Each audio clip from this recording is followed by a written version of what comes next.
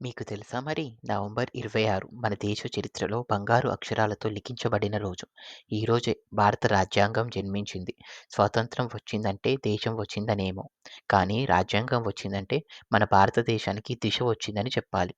స్వాతంత్రం వచ్చిన తర్వాత ఒక పెద్ద ప్రశ్న. ఇప్పుడేం చేయాలి? ఎలా పాలించాలి? వందల మతాలు, భాషలు, సంస్కృతులు ఉన్న దేశాన్ని ఏకం చేసే ఒకే మార్గం. ఒక శక్తివంతమైన న్యాయం చెప్పే పుస్తకం భారత రాజ్యాంగం. 1946లో రాజ్యాంగ సభ ఏర్పడింది. 389 మంది సభ్యులు. దేశం నలుమూలల నుండి వచ్చిన జ్ఞానులు, నేతలు, పండితులు. ఒకే కల. భారత భవిష్యత్తు నిర్మాణం. సభ సమావేశాలు మొత్తం 2 సంవత్సరాలు, 11 నెలలు, 18 రోజులు సాగాయి. నెలలు కాకుండా మన దేశం భవిష్యత్తు కోసం గుండెలు కట్టుకున్న రోజులు అవి. ఈ మహత్తర గ్రంథానికి ప్రధాన శిల్పి బాబాసాహెబ్ డాక్టర్ బిఆర్ అంబేద్కర్. ఆయనను రాజ్యాంగ తండ్రి అని ఎందుకు పిలుస్తారంటే ఆయన ఆలోచనలో సమానత్వం ఉంది. ఆయన కలల్లో న్యాయం ఉంది. ఆయన మాటల్లో ధైర్యం ఉంది.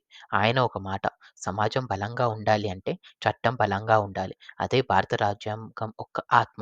1949 నవంబర్ 26న రాజ్యాంగ సభ అధికారంగా రాజ్యాంగాన్ని ఆమోదించింది. అదే రోజు ప్రతి భారతీయుడి కోసం ఒక కొత్త యుగం ప్రారంభమైంది. రాజ్యాంగం మొదలయ్యే 3 మాటలు. వి ద పీపుల్, మేము భారత ప్రజలు. ఇది ఏం చెబుతుంది అంటే దేశం నాయకులది కాదు, ప్రభుత్వానిది కాదు, భారత ప్రజలది, మనది. మన రాజ్యాంగం మనకు గొప్ప హక్కులు ఇచ్చింది. మాట్లాడే స్వేచ్ఛ, మత స్వేచ్ఛ, సమానత్వ హక్కు, విద్య, ఉపాధి, న్యాయం. అలాగే మన మీద బాధ్యతలు కూడా పెట్టింది. దేశం గౌరవం కాపాడడం, చట్టానికి కట్టుబడి ఉండడం, పర్యావరణాన్ని సంరక్షించడం. కాన్స్టిట్యూషన్ డే అంటే సెలవు రోజు కాదు, స్మరణ, ప్రేరణ, బాధ్యత రోజు. మన రాజ్యాంగం ఎంత శక్తివంతమో, ప్రపంచంలో అంత పెద్దదో మనకు గుర్తు చేసే రోజు. నవంబర్ 26 రాజ్యాంగ దినోత్సవం. మన హక్కులకు, మన స్వేచ్ఛకు, మన ప్రజాస్వామ్యకి రూపం ఇచ్చిన రోజు. మన రాజ్యాంగాన్ని రాసిన వారంతా ఒకే మాట చెప్పారు. దేశాన్ని బలంగా ఉంచేది ప్రజల శక్తి. అందుకే జై హింద్, జై భారతం.